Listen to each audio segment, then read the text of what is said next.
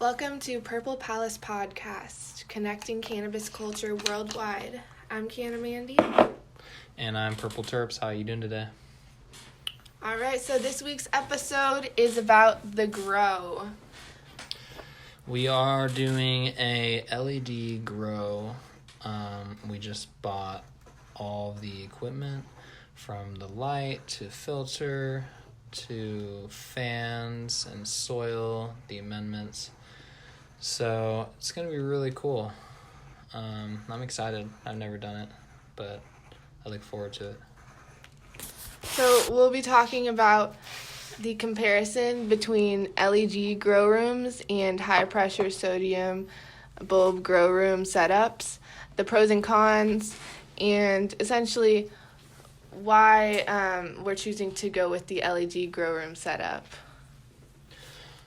When we were at the Grow Biz shop that we go to in California, he was recommending that we get, the first guy, that we get multiple reflective hoods and a few different bulbs and some ballasts, and that costs way more in electricity than LED, and so that was a benefit of why we went with the LED. And on top of that, we also liked how you could put it closer to the plants. That means that the plants get more energy from the lights without burning, and that's better for growing because then you get more yield and also better resin.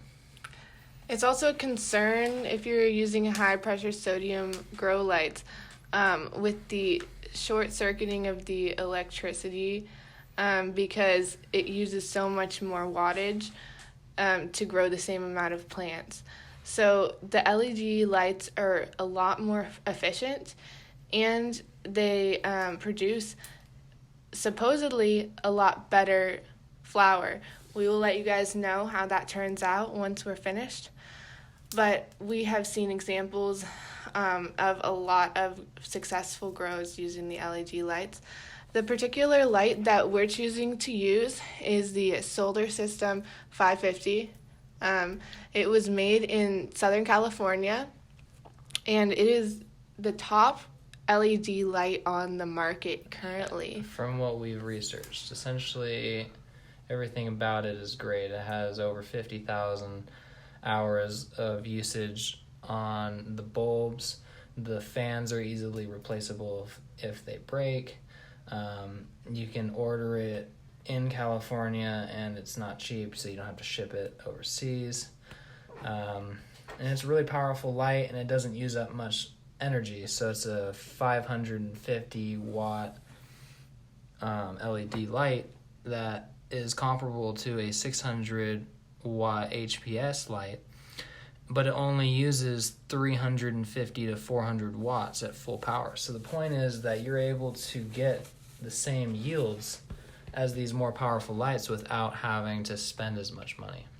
On top of that, this light can switch between veg and flower, which is really cool and unique, because if you're using the high pressure sodium bulbs, you do have to purchase separate bulbs for veg and flower. Yes. And so that is why it's a lot more expensive than doing the LED, because you can also purchase a remote with the LED Solar System 550 where you can actually change Which we did, where you can change the light spectrum. So when you veg the flowers, you'd want to have more blues and whites, and so you can alter the amounts of each one during the veg, and so when it flowers also you can alter the reds with the whites so that it either has more yield, and it's just like something to play around with is what we've learned.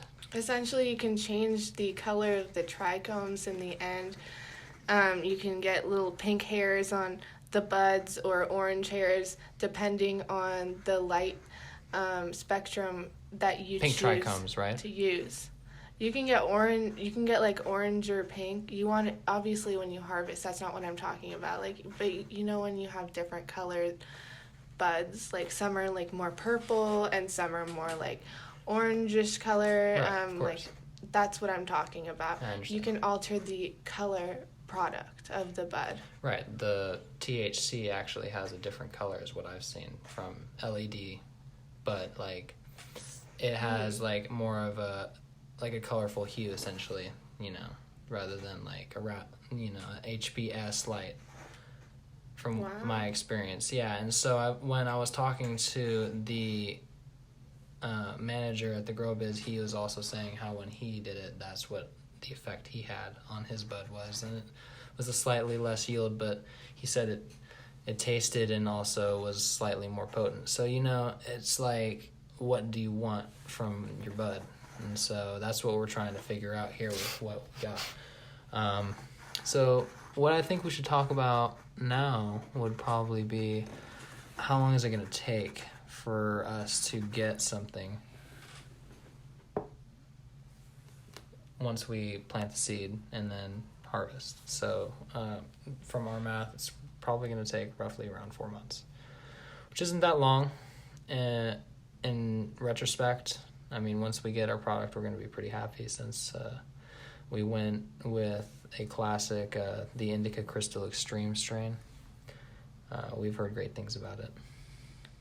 Yes, I'm very excited to grow this strain. One of the reasons we decided to go with it was because it's a cross between many classic strains. Yes, the Skunk number 1, Northern Lights number 5, White Widow, and... I was going to look it up personally, but if you want to, we should just real quick look it up on your phone so that we can confirm what the parent strains are of ice.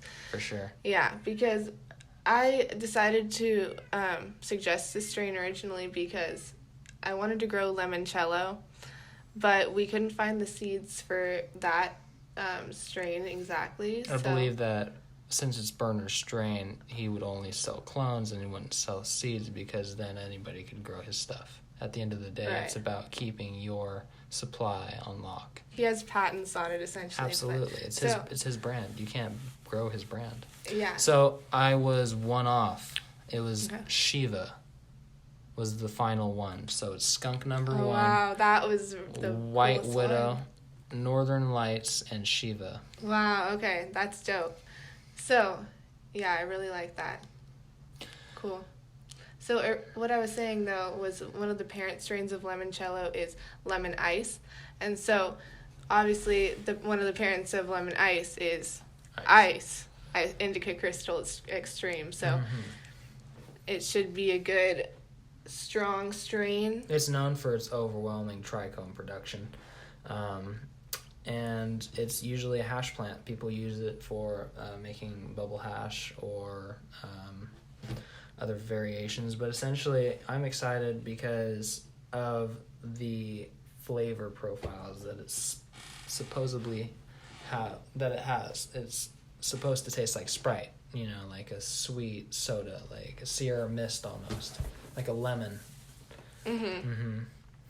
But just like that pop of flavor, it's not just like you're squeezing a lemon and drinking that. It's like a sugary lemonade, but it's delicious. So I'm pretty stoked. Ooh.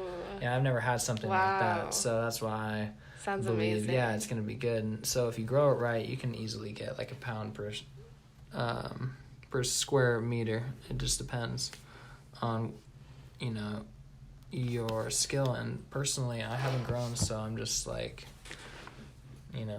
thrilled to be doing this right now in my life.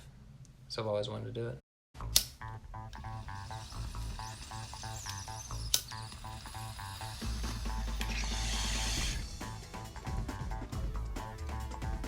Hello, everyone. Thank you for listening. Please like and subscribe if you want to hear and see more content from Purple Palace. Let us know what you think about the episode in the comment section.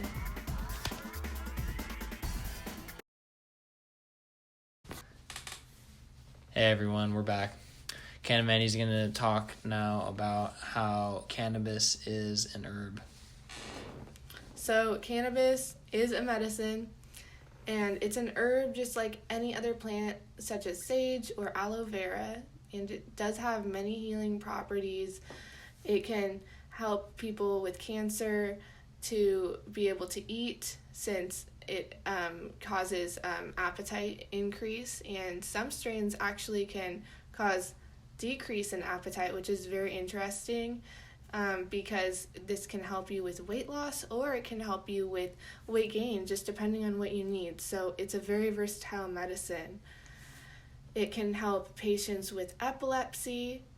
It's also been proven to help children with seizures, especially the strain Charlotte's Web. It's a CBD strain, and it was one of the first strains to be legalized in Colorado.